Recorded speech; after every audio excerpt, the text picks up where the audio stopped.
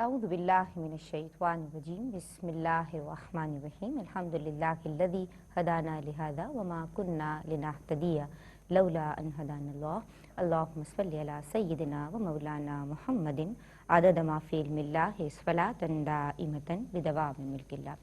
السلام علیکم ورحمۃ اللہ وبرکاتہ۔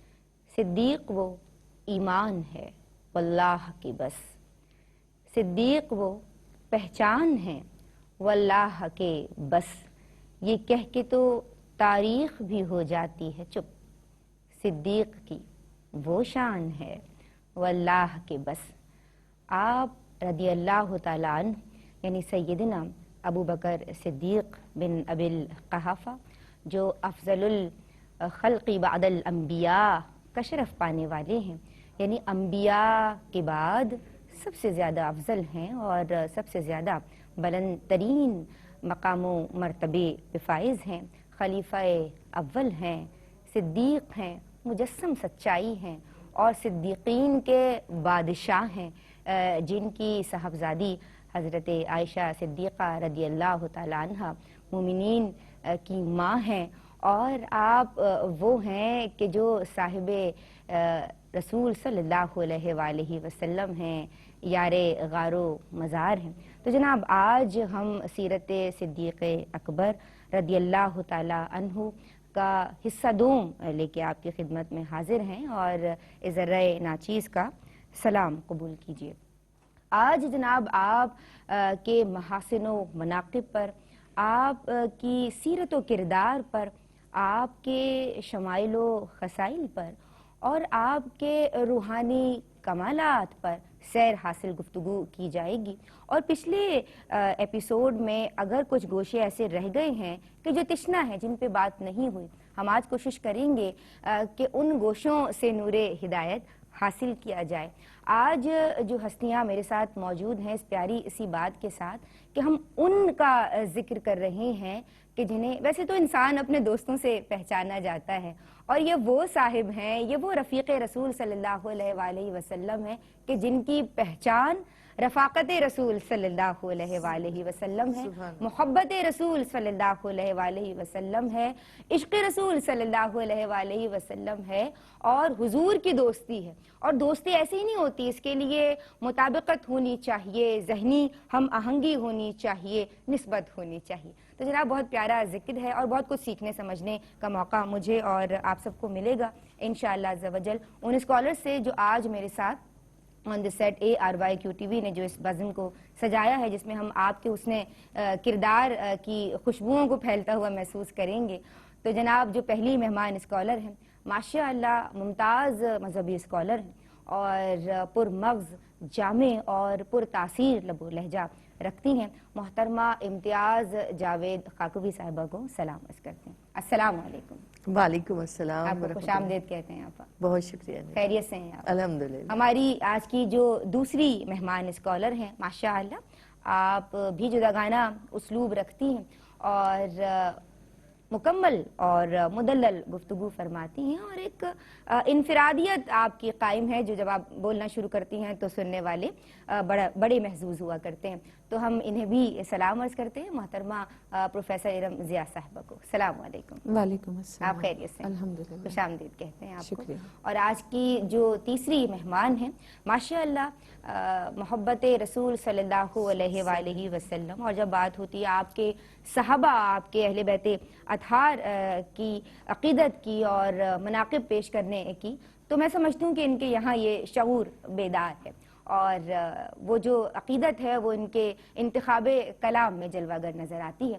تو ہم سلام، ہدیہ سلام پیش کر رہے ہیں۔ محترمہ ہمارے ساتھ موجود ہیں افضا نوید، السلام علیکم۔ وعلیکم السلام۔ خیریت سے ہیں؟ الحمدللہ۔ ہم آپ کی خوبصورت آواز سے آغاز کریں گے۔ محمد محمد محمد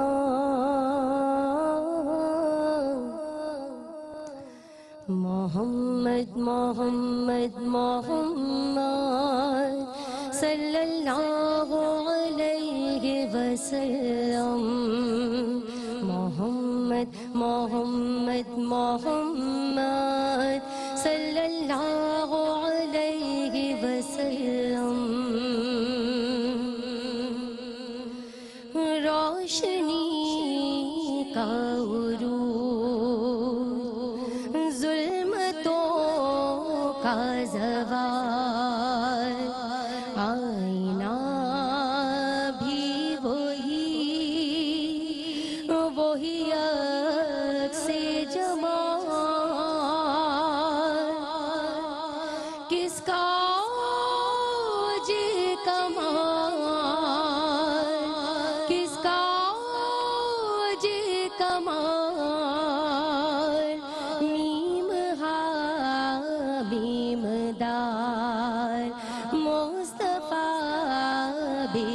مثال میم ہا میم دال مصطفیٰ بے مثال آپ سا مشفق ہو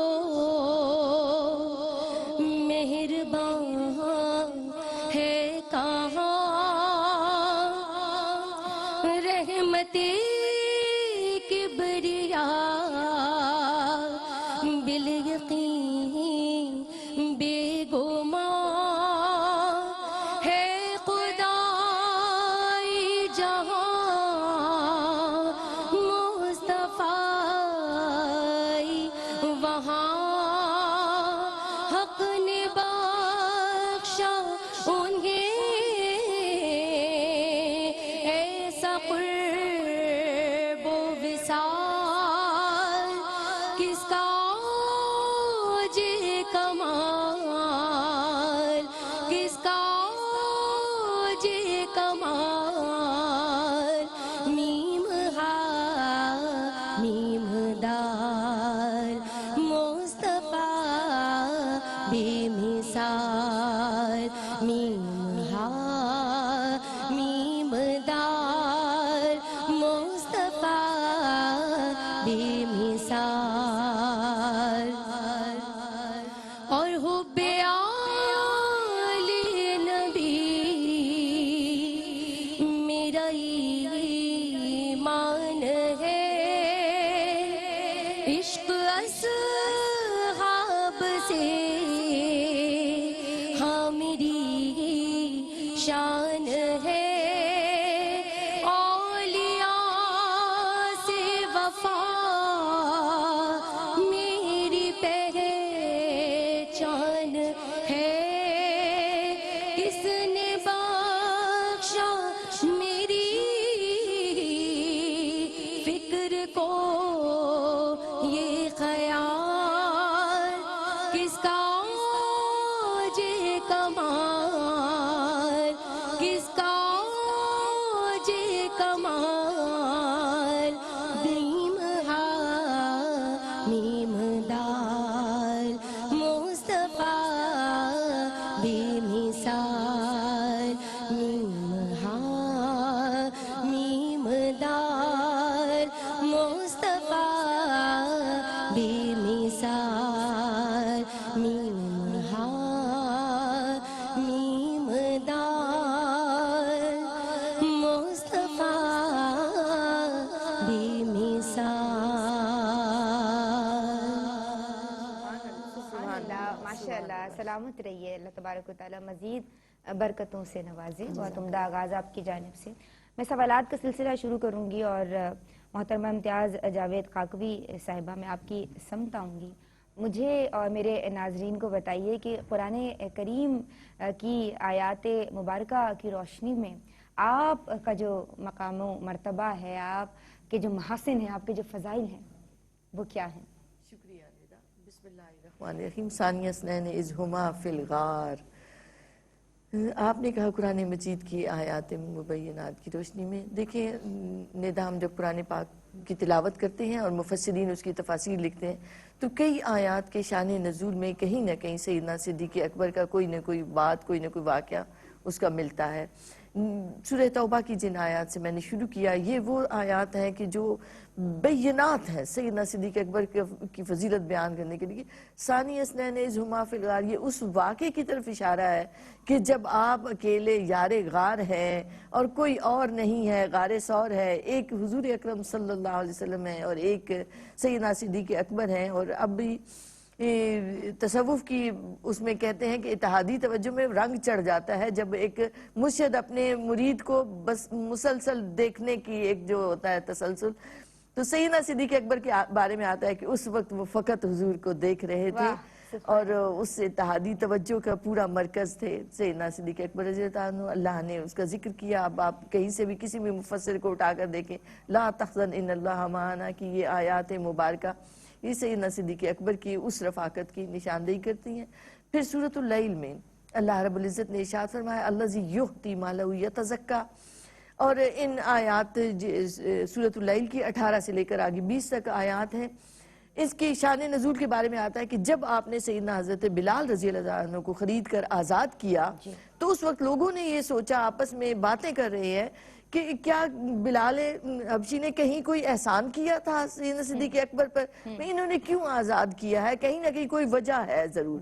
تو اس وقت یہ آیات اتری کہ وَمَا لِأَحَدٍ عِندَهُ مِن نِعْمَةٍ تُجْزَىٰ، کسی نے کوئی احسان نہیں کیا إِلَّا ابْتِغَاءَ وَجْهِ رَبِّهِ الْأَعْلَىٰ، ان کی مرضی اور مقصود تو فقط اپنے رب کی رضا ہے اور رب ان سے راضی ہو گیا.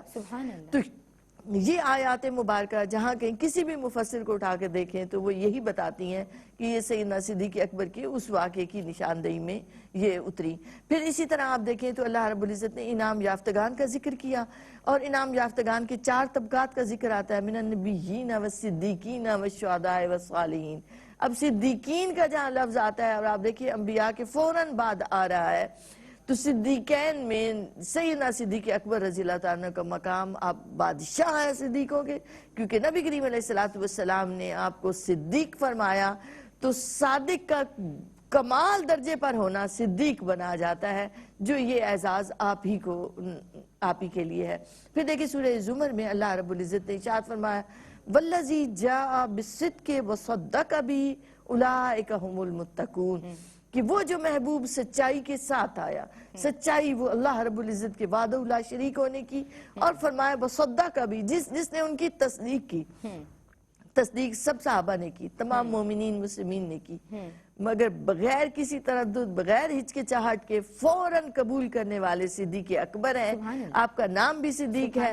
تو اس لیے ان آیات کے شان نزول میں بھی مفسرین کہتے ہیں کہ یہ سیدنا صدیق اکبر رضی اللہ عنہ کی فضیلت کو بیان کرتی ہیں، کیونکہ آپ صدیقوں کے بادشاہ ہیں. ماشاءاللہ، بات ہو رہی ہے تاجدار صداقت کی. ہمارے ساتھ رہیے، درود پڑھتے رہیے. بسم اللہ الرحمن الرحیم. السلام علیکم ورحمۃ اللہ. ہر رخ سے مکمل ہیں جناب صدیق، بعد نبی افضل ہیں جناب صدیق. یہاں بات ہو رہی ہے سیرت صدیق اکبر رضی اللہ تعالی عنہ کے تعلق سے. بریک سے قبل محترمہ امتیاز جاوید خاکوی صاحبہ ہمیں سمجھا رہی تھیں کہ قرآنی آیات کس طرح سے آپ کے فضائل اور آپ کی مناقب بیان کر رہی ہیں. اب ہم آتے ہیں احادیث مبارکہ کی طرف. آپ صلی اللہ علیہ وآلہ وسلم آقائے دو جہاں سید الانبیاء امام الانبیاء کے جو ارشادات ہیں ان کی روشنی میں آپ کا مقام و مرتبہ اور آپ کے محاسن کیا ہیں؟ جی محترمہ ارم ضیاء صاحبہ، میں آپ کی سمجھاؤں گی. اعوذ باللہ من الشیطان الرجیم، بسم اللہ الرحمن الرحیم. پروانے کو چراغ ہے بلبل کو پھول بس، پروانے کو چراغ ہے بلبل کو پھول بس، صدیق کے لیے ہے خدا کا رسول بس. سبحان اللہ، بے شک. تو نبی کریم صلی اللہ علیہ وآلہ وسلم جتنی محبت صدیق اکبر رضی اللہ تعالیٰ عنہ سے کرتے تھے، اس سے کہیں زیادہ محبت صدیق اکبر رضی اللہ تعالیٰ عنہ سرکار علیہ السلام سے فرماتے تھے. کہ دنیا سے پردہ فرمانے سے پہلے جب آپ کی طبیعت بڑی ناساز تھی، سر پہ آپ نے کپڑا باندھا ہوا تھا اور ایک مرتبہ حجرہ مبارک سے نکلے، تو آپ نے فرمایا کہ اگر میں دنیا میں کسی کو اپنا دوست چنتا تو حضرت ابو بکر صدیق رضی اللہ تعالیٰ عنہ کو چنتا. اسی طرح ایک مرتبہ آپ مسجد نبوی میں داخل ہو رہے تھے تو ایک طرف حضرت صدیق اکبر تھے، دوسری طرف حضرت عمر فاروق تھے. تو آپ نے فرمایا کہ ہم قیامت کے دن بھی ایسے ہی اٹھائے جائیں گے. اور پھر آپ نے فرمایا کہ قیامت کے دن سب سے پہلے میری قبر شق ہوگی، اس کے بعد حضرت ابو بکر صدیق رضی اللہ تعالیٰ عنہ کی قبر شق ہوگی، اور اس کے بعد حضرت عمر کی قبر مبارک جو ہے وہ شق ہوگی. اب جیسے ابھی امتیاز آپا نے سورہ توبہ کی آیت نمبر 40 کا ذکر کیا تھا، تو اسی سے حدیث مبارکہ ہے جو بخاری شریف میں آتی ہے کہ حضرت ابو بکر صدیق رضی اللہ تعالیٰ عنہ سرکار علیہ السلام کی وجہ سے پریشان تھے کہ دشمن باہر تھے، اور آپ نے اپنی فکر ضائع کی کہ یا رسول اللہ صلی اللہ علیہ وسلم کہیں ایسا نہ ہو کہ یہ تو اگر اپنے قدموں کی طرف بھی ذرا سا نیچے جھکیں گے تو یہ ہمیں دیکھ لیں گے. تو سرکار علیہ السلام فرماتے ہیں کہ ان دو کے بارے میں تمہارا کیا خیال ہے جن کا تیسرا اللہ ہے. تو اب اس میں ذرا وہ فضائل و مناقب دیکھو کہ اللہ رب العزت کی ذات ہے، اللہ کے محبوب حضرت محمد مصطفیٰ صلی اللہ علیہ وآلہ وسلم کی ذات ہے، اور تیسرا یہ رتبہ حضرت ابو بکر صدیق رضی اللہ تعالیٰ عنہ کو مل رہا ہے. کہ کیا خیال ہے کہ تیسرا اللہ ساتھ ہے، تو سوچو اس سے زیادہ فضیلت اور کوئی کسی بات اور نہیں ہو صحابی سکتی۔ کو نصیب نہیں ہوئی۔ بے شک۔ اسی طرح حضرت ابو دردہ رضی اللہ تعالیٰ عنہ فرماتے ہیں کہ ایک مرتبہ میں جا رہا تھا تو میں حضرت ابو بکر صدیق رضی اللہ تعالیٰ عنہ کے آگے چل رہا تھا، سرکار علیہ السلام نے دیکھا تو آپ نے روکا اور آپ نے پوچھا کہ اے ابو دردہ تم حضرت ابو بکر صدیق رضی اللہ تعالیٰ عنہ سے آگے کیوں چل رہے ہو کہ یہ تم سے افضل ہیں، یہ تم سے بہتر ہیں؟ پھر آپ نے فرمایا کہ خدا کی قسم جو روز سورج نکلتا ہے اور وہ اپنی روشنی اللہ کے بندوں پہ پھیلاتا ہے، اس میں سب سے افضل حضرت ابو بکر صدیق رضی اللہ تعالیٰ عنہ ہے۔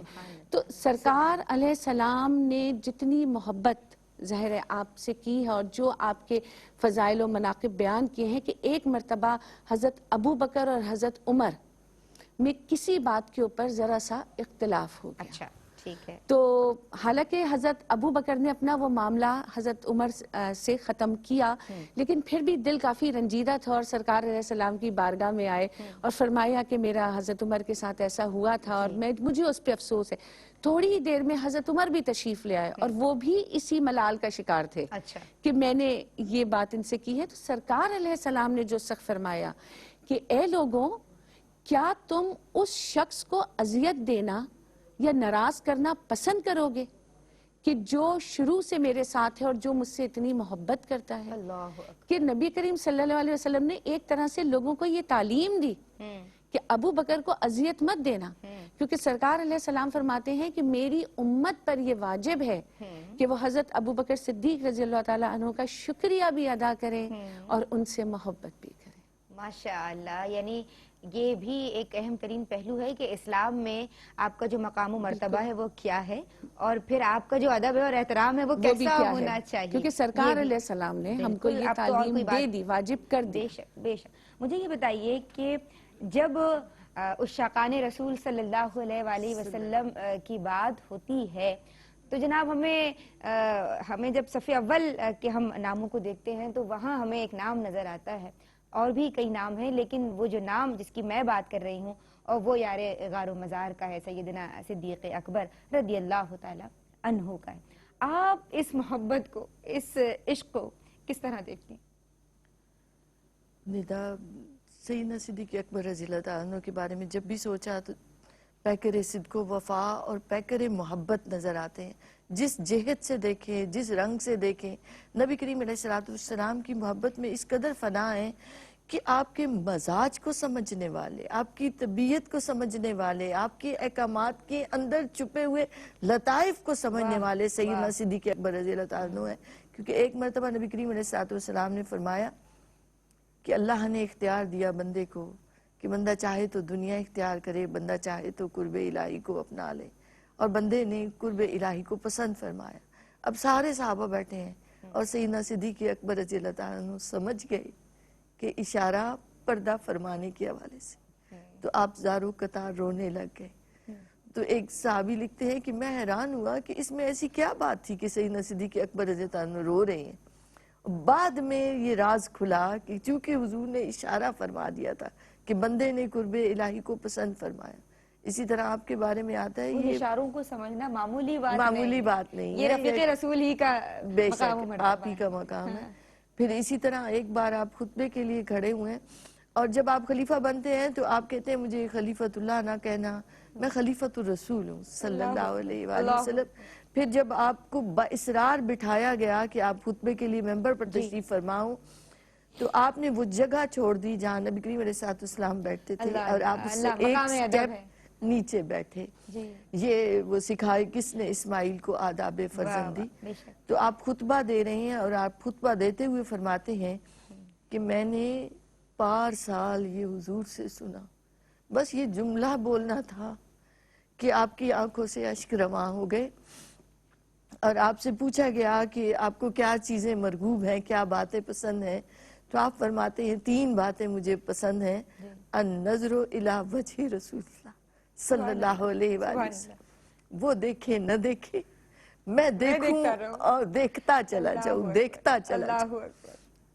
تو ایک یہ بات کی، دوسرا فرمایا اپنے مال کو حضور کے قدموں پر قربان کرنا، اور اس کا آپ نے عملاً ثبوت دیا۔ تاریخ عالم اور آسمان نے کبھی ایسی چشم فلک نے نظارہ نہیں دیکھا ہوگا کہ ایک شخص اس طرح قربان ہو جائے کہ اپنے گھر سے، اس زمانے میں خواتین سلائی کیا کرتی تھیں تو خیمے جو ہوتے تھے، گھر جو ہوتے تھے، ان کی دیواروں میں سوئیاں لگا دیا کرتی تھی جن سے کشیدہ کاری ہوتی. جب سیدنا صدیق اکبر مال لے کر جا رہے تھے تو آپ دیواروں پر ہاتھ مار رہے تھے کہ کوئی سوئی بھی نہ رہ جائے. اللہ اکبر. سارا مال حضور کی قدموں میں لا کر قربان کیا. اسی طرح آپ حضرت ام ایمن کے پاس جایا کرتے تھے کہ تذکرہ یار چھڑ جائے، حضور کی بات کرو، بس وہ بات ہوتی رہے، وہ ذکر ہوتا رہے. اور تیسرا آپ نے بتایا تھا کہ ایک اپنی بیٹی کا حضور اکرم صلی اللہ علیہ وآلہ وسلم کی زوجیت میں آنا، کہ جس سے رشتے قرابت ایک بنا. تو آپ تینوں چیزوں پر غور کریں تو تینوں آپ کی محبت اور آپ کے عشق کی علامتیں ہیں. پھر آپ شروع سے دیکھیں مکہ پاک سے کہ جب آقا علیہ السلام نے اشارہ دیا کہ ہجرت شاید ہم کریں تو آپ نے اونٹنیوں کو پالنا شروع کیا کہ وہ سواری کے لیے تیار ہو جائیں. تو سیدہ عائشہ صدیقہ رضی اللہ عنہا فرماتی ہے کہ جب نبی کریم علیہ السلام تشریف لائے کہ آپ کو چنا گیا ہے میرے ساتھ رفاقت کے لیے، تو آپ رونے لگ گئے. اور آپ رونے لگے تو سیدہ فرماتی ہیں کہ میں نے پہلی بار دیکھا کہ کوئی خوشی میں بھی اتنا روتا ہے. اللہ اکبر. تو وہ جو بچھڑے تو روئیں، ملے تو روئیں. اور پھر آپ کے بارے میں آتا ہے کہ آپ کی جو وفات ہوئی ہے، آپ کا وصال ہوا ہے، وہ نبی کریم علیہ السلام سے آپ تقریباً 2.5 برس چھوٹے تھے. اور اتنے ہی برس آپ رہے، گویا کہ آپ کی عمر نے بھی وفا کی آقا علیہ السلام سے. اور آپ نے جو عرصہ آپ نبی کریم علیہ السلام کی پردہ فرمانے کے بعد گزارا، آپ کے بارے میں آتا ہے کہ آپ نماز کے لیے کھڑے ہوتے تھے تو آپ کے سینے عطر سے اس طرح آواز آتی جیسی کوئی ہانڈی ابل رہی ہو. اتنا آپ ہجر میں تڑپتے تھے. اور دن بھر آپ سلطنت کے امور معاملات میں گم ہیں، آپ لگے ہوئے ہیں، دن رات آپ نے ایک کیے ہوئے ہیں، یہاں تک کہ آپ کو کسی چیز کا ہوش نہیں رہتا تھا. مگر جب اللہ کی بارگاہ میں حاضر ہوتے ہیں تو آپ غور کریں، اسی وقت آپ حضوری کی ان کیفیات میں چلے جاتے اور نبی کریم علیہ السلام کی یاد سے اور ہجر سے آپ اس قدر روتے تھے کہ آپ کا تڑپنا دیکھنے والوں سے دیکھا نہ جاتا تھا، ان کو بھی تڑپا جاتے تھے. یہ ذکر ایسا ہے کہ جس کی کوئی اختتام ہو ہی نہیں سکتا. یہ سیدنا صدیق اکبر کا ذکر ہے جو پیکر صدق و وفا ہے، جنہوں نے فنا فی الرسول ہو کے وہ مقام پایا، وہ فضیلت پائی، وہ مرتبہ پایا کہ جو آپ ہی کی شان ہے، آپ ہی کا خاصہ ہے. ایک بریک لے رہے ہیں، درود پڑھتے رہے. بسم اللہ الرحمن الرحیم. جناب آپ دیکھ رہے ہیں سیرت صدیق اکبر رضی اللہ تعالی عنہ، یعنی آپ کے حسن کردار کی خوشبو سے آج خواتین کی یہ بزم مہک رہی ہے اور انشاءاللہ مہکتی رہے گی.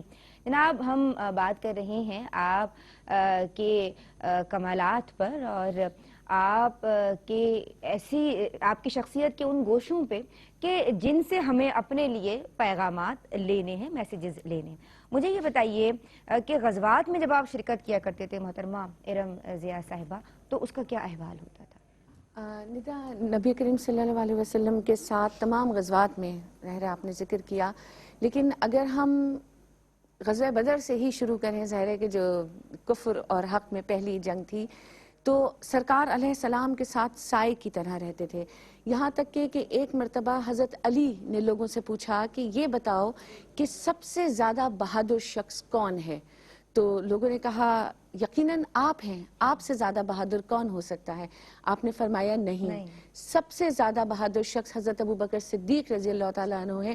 اس کی وجہ یہ ہے کہ جب سرکار علیہ السلام کا خیمہ مبارک جنگ بدر میں لگا تھا تو حضرت ابوبکر صدیق رضی اللہ تعالیٰ عنہ اس خیمے کے پاس سائے کی طرح موجود رہتے تھے، کیونکہ در حقیقت دشمنوں کا جو اس وقت ٹارگٹ تھا، جو نشانہ تھا، وہ سرکار علیہ السلام کی ذات اقدس تھی. تو آپ نے فرمایا نہیں، سب سے زیادہ بہادر حضرت صدیق اکبر ہیں کہ وہ سائے کی طرح اس خیمے کے پاس بھی موجود ہوتے تھے کہ دشمن die مجال نہیں تھی کہ وہ آپ کے خیمے کے نزدیک کسی طور بھی آ سکتا تھا. پھر اگر ہم جنگ احد کی بات کریں تو ظاہر اس میں کسی وجہ سے جب پاسا پلٹا اور آپ لوگ پہاڑ کے اوپر تشریف لے گئے تو ابو سفیان اس نے آواز لگائی نبی کریم صلی اللہ علیہ وسلم کا نام لے کے، لیکن جواب نہیں دیا گیا. تو اس نے فوراً حضرت ابو بکر صدیق رضی اللہ تعالیٰ عنہ کو آواز دی کہ یہ سوچ کے کہ اگر حضرت ابو بکر صدیق رضی اللہ تعالیٰ عنہ یہاں موجود ہیں تو سرکار علیہ السلام ہر حال میں یہاں موجود ہوں گے، کہ آپ کی غزوات میں بھی قربت کا یہ حال ہوتا تھا. پھر جنگ تبوک کی جہاں پہ بھی آپا نے یہ بات کی تھی کہ سارا اپنا سامان لے آئے، تو وہ بہت ہی ایک خوبصورت قصہ ہے کہ اس دن حضرت عمر یہ سوچ رہے تھے کیونکہ مال و اسباب میں زیادہ تھے کہ آج میرا زیادہ ہوگا. تو جب دونوں پہنچے تو سرکار علیہ السلام کا سوال بدل گیا. یہ نہیں پوچھا کیا لائے، صدیق اکبر سے پوچھا کہ صدیق اکبر سے کہ گھر میں کیا چھوڑا. اللہ اکبر. تو حضرت عمر وہیں بیٹھ گئے اور انہوں نے کہا کہ میں صدیق اکبر کی سخاوت سے آگے کبھی نہیں جا سکتا، کہ گھر میں کیا چھوڑا. تو فرماتے ہیں کہ اللہ اور اس کے رسول کا نام. اور حالت یہ تھی کہ ٹاٹ کے کپڑے کو ببول کے کانٹوں سے سی کے پہنا ہوا تھا. اور افضلیت اور محبت اور چاہت آپ کی یہ ہے کہ اللہ رب العزت حضرت جبرائیل علیہ السلام کو بھیجتے ہیں. حضرت جبرائیل علیہ السلام سرکار علیہ السلام کی بارگاہ میں سلام پیش کرتے ہیں اور پوچھتے ہیں کہ اللہ رب العزت فرما رہے ہیں کہ صدیق اکبر سے پوچھئے کہ مجھ سے راضی تو ہے. تو نبی کریم صلی اللہ علیہ وسلم کی رفاقت میں محبت کا یہ عالم ہے کہ اللہ رب العزت اس وقت یہ پوچھ رہے ہیں کہ صدیق اکبر سے پوچھے کہ مجھ سے راضی تو ہے کہ آج ٹاٹ میں آ گیا، گھر میں صرف اللہ اور اس کے رسول کا ہی نام ہے.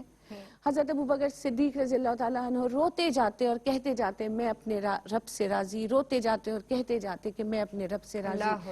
تو تمام غزوات میں آپ نے شرکت کی اور آپ ہر غزوے میں موجود رہے. اور اگر میں یہ کہوں تو یقیناً غلط نہیں ہوگا کہ سرکار علیہ السلام کا سایہ بن کے ان کے ساتھ موجود. کیا بات ہے، کیا بات. طرز خلافت کیسا تھا آپ کا؟ جب ہم دیکھتے ہیں تاریخ کو کہ جب سیدنا صدیق اکبر خلیفہ اول بنے جی تو آپ کے ایک جہت سے یہ نظر آتا ہے کہ آپ ختم نبوت کے پہلے محافظ بھی بنے ہیں. کیونکہ جب آپ خلیفہ بنے ہیں تو اس وقت حالت یہ تھی، بہت سے مدعیان نبوت کے دعویدار سامنے آ گئے تھے جن کے لیے سیدنا صدیق اکبر رضی اللہ تعالیٰ عنہ نے وہ سختی دکھائی، وہ استقامت دکھائی کہ صحابہ کے لشکر پر لشکر بھیجے اور ختم نبوت کا ایک وہ کلیئر کیا کہ اس کی حفاظت کی ضرورت ہے اور اس پر کوئی آنچ آنے نہیں دیں گے. پھر اسی طرح دیکھیں تو قبیلے مرتد ہو گئے تھے. یہ وہ قبیلے تھے جو نئے نئے مسلمان ہوئے تھے اور ابھی اسلام راسخ نہیں ہوا تھا، اور یہاں تک آتا ہے کہ مدینہ پاک سے باہر نکلو تو مضافات سارا بھر چکا تھا ان قبائل سے. تو سیدنا صدیق اکبر رضی اللہ تعالیٰ عنہ نظم و نسق سنبھالتے ہی آپ نے فوری طور پر ان کی سرکوبی کی اور لشکر بھیجے اور پورے مدینہ پاک کو پرامن بنایا. پھر دیکھیں تو ارکان اسلام میں زکوٰۃ کے لیے منکرین زکوٰۃ اٹھ کر کھڑے ہو گئے اور باقی صحابہ یہ بتا رہے ہیں کہ حالات اس طرح کے ہیں تو آپ رہنے دیں ان سے، ابھی ان سے نہ وہ باز پرس کرے. تو سیدنا صدیق اکبر رضی اللہ عنہ جلال میں آگے آپ نے فرمایا کہ کوئی ایک رسی بھی زکوٰۃ کی دیتا تھا تو اسے دینا پڑے گی، ورنہ ابو بکر کا اس کے خلاف اعلان جنگ ہے. اسی طرح جب آقا علیہ السلام نے پردہ فرمایا تو اس وقت آپ نے حضرت اسامہ کی قیادت میں ایک لشکر روانہ کیا تھا. وہ لشکر رک گیا تھا، آقا علیہ السلام پردہ فرما گئے. اب لوگوں کی یہ رائے تھی کہ جب صحابہ اتنے برگزیدہ موجود ہیں تو حضرت اسامہ چونکہ نوجوان ہیں تو ان کے بجائے کسی اور کو سپہ سالار مقرر کر لیا جائے. تو اس وقت بھی حضرت سیدنا صدیق اکبر رضی اللہ تعالیٰ عنہ نے ڈٹ گئے اور آپ نے استقامت دکھائی اور نبی کریم علیہ السلام سے محبت و وفا کہ حضور کا فرمان تھا تو اس میں چاہے مدینہ کے جنگلات سے آ کر مجھے درندے اٹھا کر لے جائیں مگر اسامہ کا لشکر روانہ ہوگا. تو حضرت عمر فاروق رضی اللہ عنہ فرماتے ہیں کہ اس کے بعد میرا سینہ کھل گیا اور مجھے معلوم ہو گیا کہ سیدنا صدیق اکبر رضی اللہ عنہ ہر معاملے میں حق پر ہیں. تو پھر آپ نے نظم و نسق جب سنبھالا تو اب ایک نوزائیدہ سلطنت تھی، ایک ریاست تھی ایسی جس میں ہر طرف سے دشمنان نگاہ میں رکھے ہوئے تھے، حملے کر رہے تھے ہر لحاظ سے. تو آپ نے بیت المال کی تنظیم کی، مال غنیمت کو تقسیم کیا.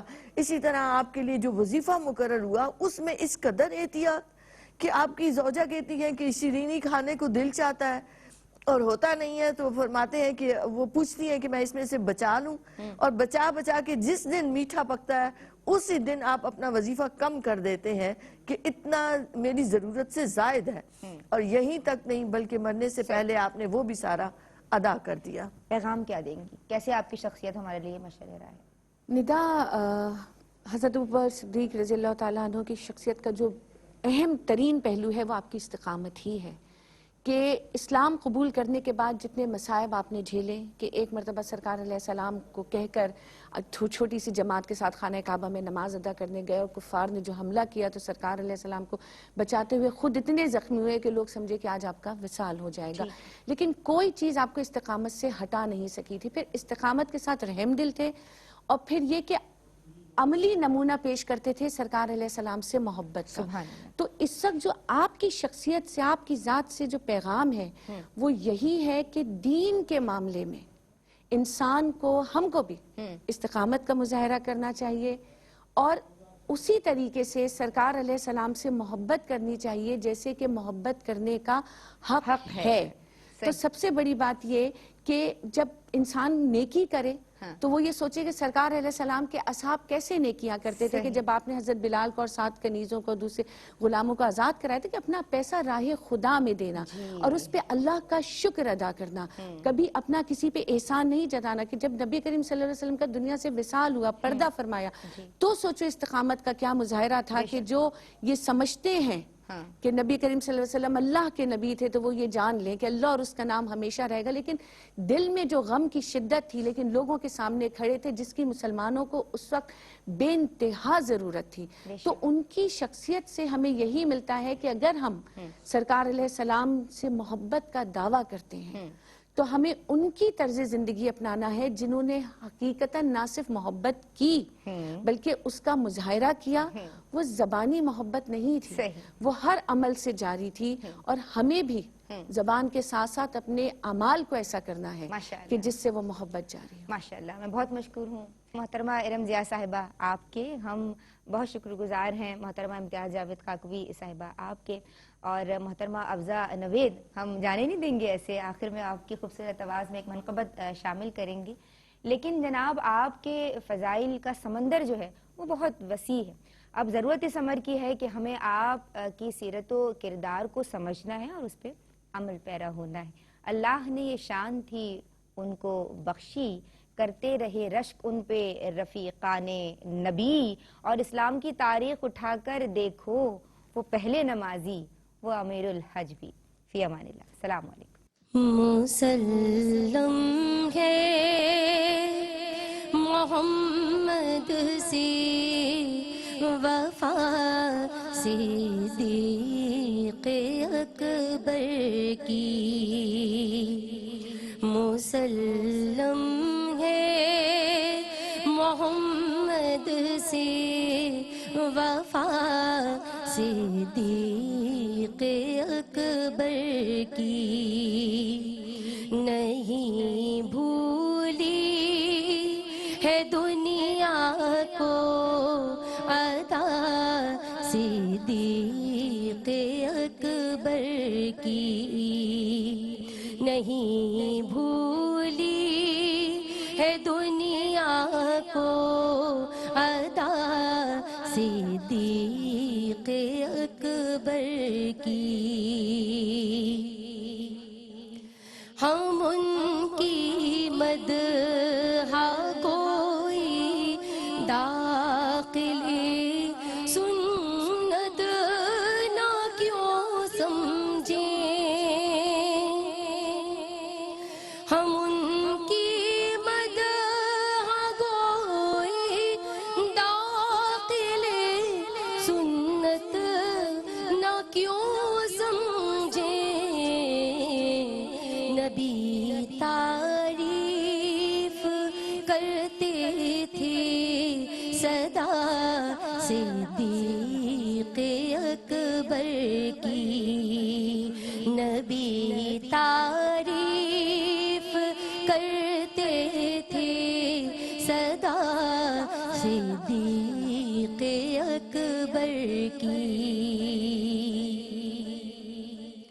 رسول اللہ کے لطف و کرم سے یہ ملا رتبہ،